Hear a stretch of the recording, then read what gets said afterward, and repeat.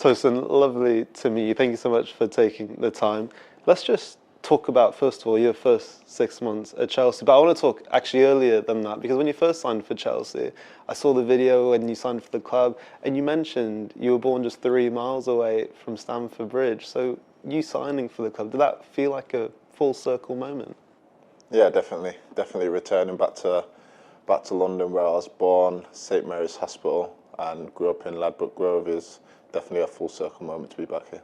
And just tell me what it meant to you, your family. Again, you mentioned that your mom was a big fan of Chelsea because she really loved all the African players who played for the club. So not just for you, but what did it mean to your family as well, signing for Chelsea?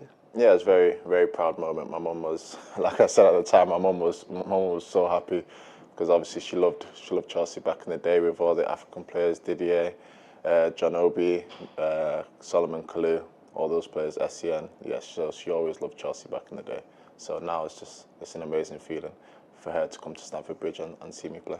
And let's talk about this season as well. You were Enzo Maresca's first signing in the summer.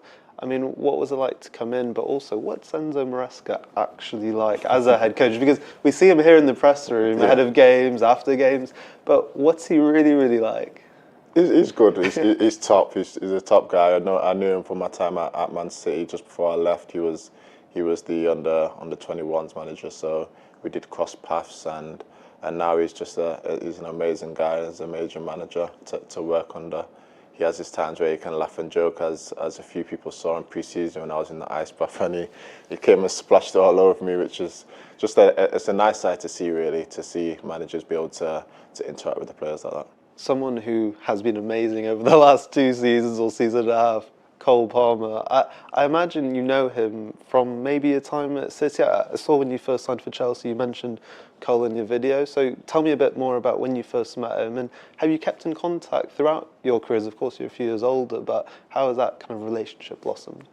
Yeah, we are a few years apart. I just remember Cole in the academy being a small kid, and he was one of the cheeky ones. So I do remember him around the academy, but we never really played together or never really knew each other on that level until we got to an older age, and obviously know each other from the academy, and both being Manchester boys playing in London now. So yeah, it's great. What was he like as a cheeky young player in the academy? Like, tell me. He was really small. He was actually really small. I'm not sure when he got his growth spurt. I just remember a little small blonde kid, just being a cheeky guy, being around the academy and giving treat to the older players. But yeah, he's always been a top guy. And then what was it like to reconnect? When you come to Chelsea, you see the season he's had last season, what he's continued to do this year. I mean, has it, again, you were a few years older, and I know you were at different parts of your careers, but has it surprised you just how well he's taken the Premier League by storm in the last year and a half?